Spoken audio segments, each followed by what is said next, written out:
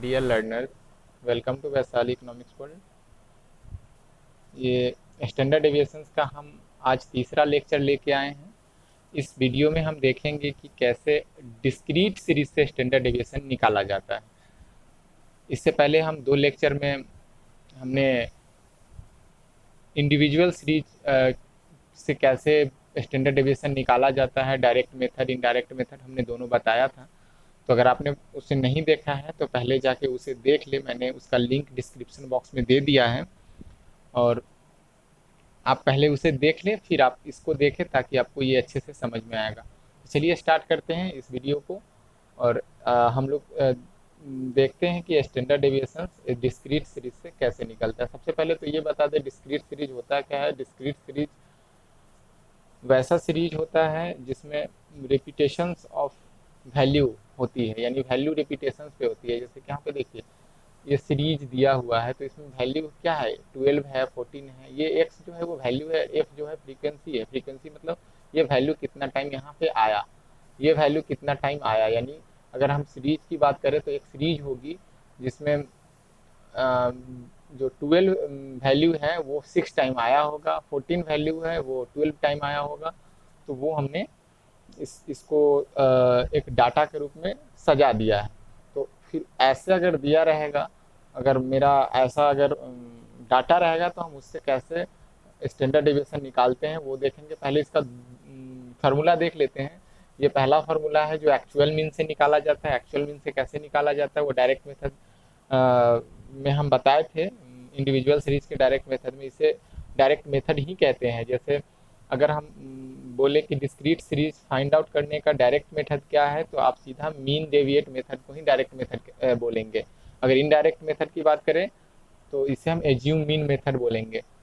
तो सभी प्रकार के डाटा से अगर स्टैंडर्ड डिविएशन निकालना हो तो दो तरह के मेथड होते हैं, एक्चुअल मीन मेथड यानी direct method, assume mean method यानी इनडायरेक्ट मेथड। तो हम यहाँ दोनों फार्मूला हमने लिख दिया है। पहला फार्मूला में वही sigma root under sigma f x square by n. यहाँ पे एक्स क्या होता है, तो एक्स होता है वैल्यू, कैपिटल एक्स यानी वैल्यू जो होता है, और माइनस उस वैल्यू का मीन जो आता है उसके बीच का डिफरेंस कहते हैं, यानी इसको डेविएशन डिफरेंस भी बोलेंगे।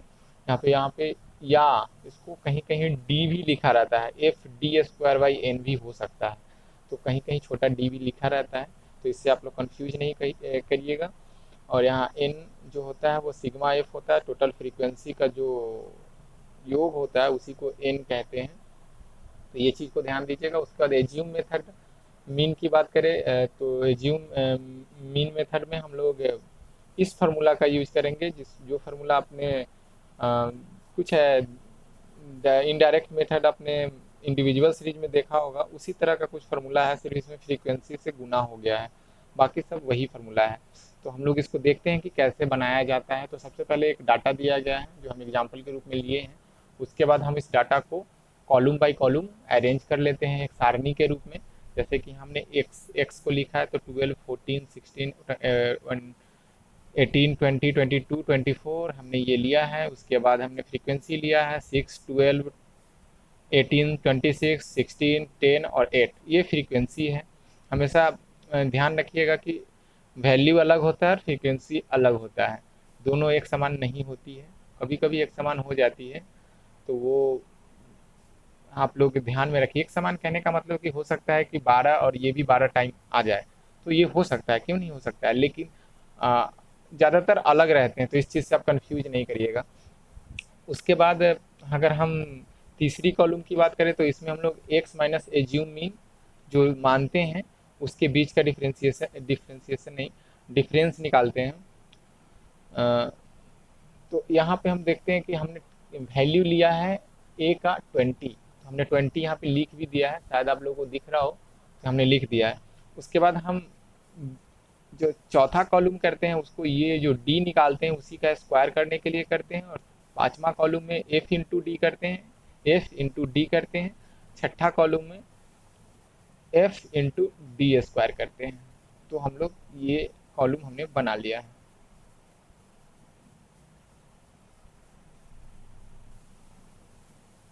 तो आगे देखते हैं हम लोग कैसे करते हैं। तो हमने पहले फ्रीक्वेंसी को ऐड किया। सबसे पहला हमको एन फाइंड आउट करना होता है, इसमें भी एन वही होगा सिग्मा एफ।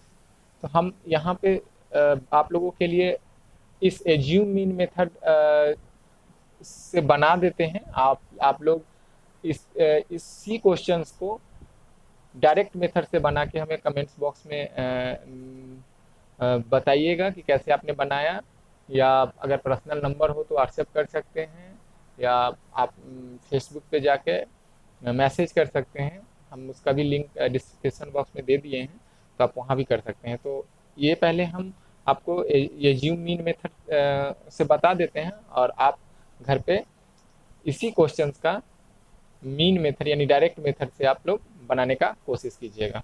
तो चलिए हम लोग देखते हैं कि ये एक सारणी बन गई है। सारणी बनने के बाद हमने एक्स का वैल्यू लिख दिया, एफ का वैल्यू लिख दिया, फिर हमने एक एज्यूम मीन लिया जो 20 लिया, उससे एज्यूम करके ये वैल्यू निकाला हमने। तो एक दो का हम निकाल के देख लेते हैं। यहाँ पे देखिएगा तो 12 माइनस 20 यानी -8 आएगा। उसी प्रकार 14 माइनस 20 -6 आएगा। तो उसी प्रकार हम लोग देखते हैं। उसके बाद उसका डी स्क्वायर निकाल लेंगे, इसका वैल्यू निकाल लेंगे इसमें। उसके बाद एफ इंटू डी निकाल लेंगे, और उसके बाद फिर एफ इंटू डी स्क्वायर निकाल के इधर लिख लेंगे, और सबको लास्ट में ऐड कर देंगे, और 3 वैल्यू हमारा आ गया। अब हम फार्मूला का उपयोग करेंगे। फार्मूला में हम लोग डायरेक्ट वैल्यू पुट करेंगे। फार्मूला हमारा ये है, उसमें वैल्यू रखते हैं सिग्मा एफ डी स्क्वायर। तो हम मेरा ये आया है सिग्मा एफ डी स्क्वायर, तो उसमें हम लोग ये 1376 लिख दिए हैं बटा एन। एन क्या होता है? एन हमने सिग्मा एफ को लिया है, तो अगर इसको ऐड कीजिएगा आप तो 96 आएगा। आप लोग भी करके देख लीजिएगा, हो सकता है ये आगे पीछे भी हो सकता है, लेकिन हमने जब ऐड किया तो 96 आया। तो 96 यहाँ पे है। उसके बाद माइनस में क्या लेना है? ये लेना है एफ डी बाई एन। तो एफ डी यहाँ -192 है। यहाँ पे देखिएगा -192 है, तो यहाँ पे हम लोग माइनस ही लिखेंगे, -192 बाई 96, और उसके बाद इसका ऑपरेशंस करके तब इसका स्क्वायर करेंगे। तो फिर इसको अगर हम यहाँ पे अगर देखते हैं तो 96 इंटू 2 192 आता है। तो इसको -2 का होल स्क्वायर करेंगे तो यहाँ 4 आ जाता है। फिर इसका अगर इससे भाग देंगे, वो 1376 को 96 से भाग देंगे तो 14.33 आता है। तो फिर इसको हम रूट निकाल लेंगे, और ये मेरा वैल्यू आंसर के रूप में आ जाता है। एक बात ध्यान रखिएगा, अगर आप एकेडमिक की तैयारी करते हैं, जैसे कि ग्रेजुएशन पोस्ट ग्रेजुएशन वगैरह की अगर तैयारी करते हैं, तो उसमें आप लोगों को कैलकुलेटर अलाउ है। परीक्षा में आप एक कैलकुलेटर ले जाके आप लिख सकते हैं, बना सकते हैं। तो ये ज़्यादा कुछ हार्ड नहीं होना चाहिए आप लोगों के लिए। अगर आप लोगों को कैलकुलेशन करने आता है, फार्मूला आपको याद है तो चलिए हमने स्टैंडर्ड डेविएशन निकाल लिया है। अब इससे सटे एक और कंसेप्ट देख लेते हैं कि अगर हमको माध्य निकालना है, अगर माध्य की गणना करनी है, तो हम बस वही फार्मूला लगाएंगे जो हम इनडायरेक्ट मेथड में दूसरे लेक्चर में लगाए थे। Assume value plus sigma F into D, वहाँ पे डी लिखे थे सिर्फ, यहाँ एफ इंटू डी होगा ये value, f into d by n. तो फिर हम निकालते हैं तो इसका ये एक्चुअल मीन 18 आता है।